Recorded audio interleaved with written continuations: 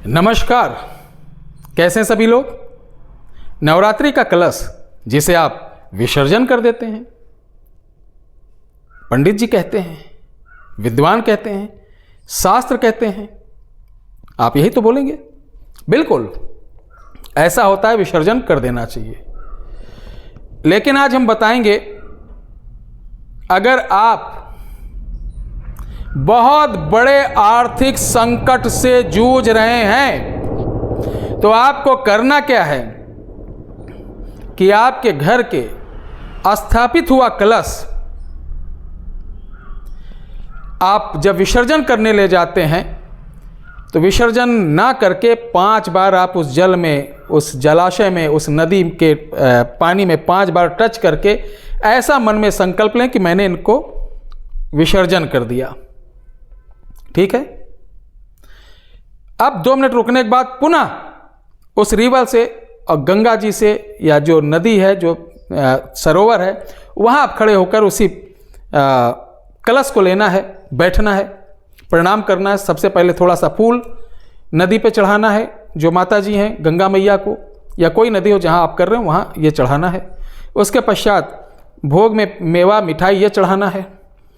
फिर उस पवित्र नदी से, उस पवित्र सरोवर से आपको मांगना है कि हे माँ, नवरात्रि का जो मैंने अनुष्ठान रखा था, इस अनुष्ठान अनुसार जो नियम थे उनका मैंने पालन किया।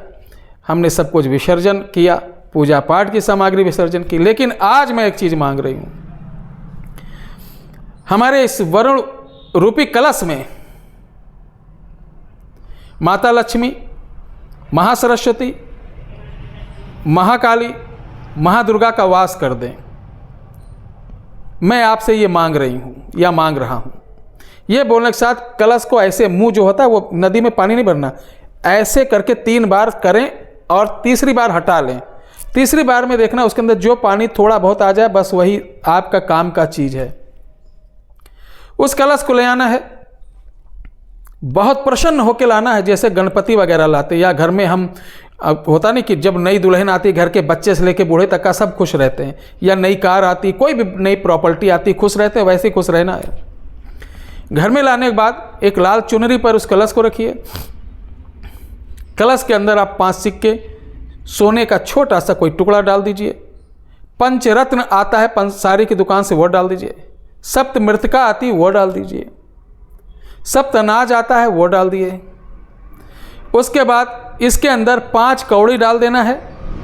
5 कौड़ी डालने के बाद आपको याद रखना, एक इतना बड़ा छोटा सा पीतल का कलश उसके अंदर डाल देना। पीतल का, तांबे का नहीं, पीतल का कलश डालने के बाद इसके ऊपर कोई ढक्कन मिट्टी का ही रखना है। फिर उसी चुनरी से कस के चारों कोने से करके इस कलश को बांध देना है। बांधने के बाद आप इसको अपने पूजन स्थान पर रख देना है। रखने के बाद आपको नित्य लक्ष्मी जी की जो आरती होती है वो सुबह शाम नित्य आपको 21 रोज पढ़ना है। 21 रोज पढ़ने के बाद पुनः आरती करिए। और एक कोई बच्ची को अगर घर पे बुला के भोजन करा दें तो जिस प्रकार नवरात्र में खिलाते हैं, अच्छी बात, नहीं खिला सकते हैं तो कुछ किसी बच्ची, गरीब बच्ची को कुछ गिफ्ट दे दें। अब ये आपका चमत्कारी कलश तैयार है। ये कोई साधारण कलश नहीं है, इसको हल्के मत लेना, हाथ जोड़कर निवेदन है। क्योंकि ये मजाक वीडियो टाइम पास नहीं बना रहा हूँ कि इधर का पाँव उधर का पाँव लपेट के आप लोगों को दे दूँ। ध्यान रखिएगा, ये मेरा स्वभाव नहीं है। मैं वही देता हूँ जो परख लेता हूँ, जांच लेता हूँ। चूँकि चमत्कार को नमस्कार के 7.5 लाख के ऊपर सब्सक्राइबर हैं। ये मामूली चीज़ नहीं है, ये बहुत बड़ा परिवार है। 7.5 लाख लोगों को मैंने अगर इधर से उधर से कोई चीज़ अपने मन गढ़ंत से बना के प्रस्तुत कर दिया तो ये बहुत बड़ा पाप है, और नवरात्रों में महापाप है। यानी आप 7.5 लाख लोगों से झूठ बोल रहे हैं, महापाप। कितना भी सत्कर्म कर लोगे वो कुकर्म में बदल जाएगा। ये मूर्ख लोगों को नहीं समझाया जा सकता है जो नाना प्रकार की नवरात्र में मनगढ़ंत प्रयोग बता के लोगों को भ्रमित करते हैं और उनका समय बर्बाद करते हैं। ये कलयुग है। एक्टर कलेक्टर, साथ ही वेशभूषा वालों की बड़ी आजकल पूजा हो रही है। बहरहाल अपने मुद्दे पे आते हैं। तो इस मामूली से आपको दिखने वाले कलश में अनंत शक्तियां की कृपा मिल जाएगी। इस कलश को जब भी कोई संकट आए सामने रखकर पूज लेना, आरती कर देना, अपनी प्रॉब्लम बोल देना। वो संकट समयानुसार, अवस्था अनुसार वो आपसे टल जाएगा, आपके ऊपर से टल जाएगा। दूसरी बात, घर में एक से अधिक आय का स्रोत बनाता है, धन आपके यहां बढ़ोतरी होगी। तीसरी बात, घर में मांगलिक कार्य का योग बनाता है।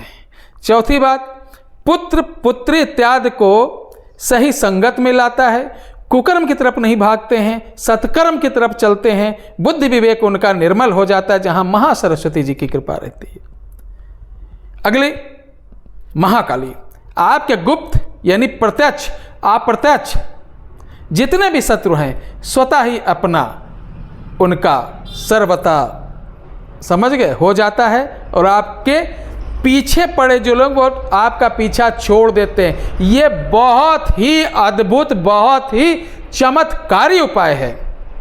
बस मैं ये चाहता हूं कि हमारे जितने दर्शक हैं, वो चाहे फेसबुक के हैं, वो चाहे यूट्यूब के हैं, इंस्टाग्राम के हैं, तमाम हमारे चैनल्स के माध्यम से लोग देखते रहते हैं, मैं सभी लोगों को पुनः प्रणाम करता हूं कि आप अपना इतना कीमती समय मुझे दिए हैं और मुझे आप अपनी सेवा करने का अवसर दे रहे हैं। ये मेरा सौभाग्य है और मैं चाहता हूं इसी तरह आपका आशीर्वाद मेरे ऊपर बना रहे और ऊपर वाले का आशीर्वाद आप सब लोगों के ऊपर बना रहे। जय श्री राम, हर हर महादेव।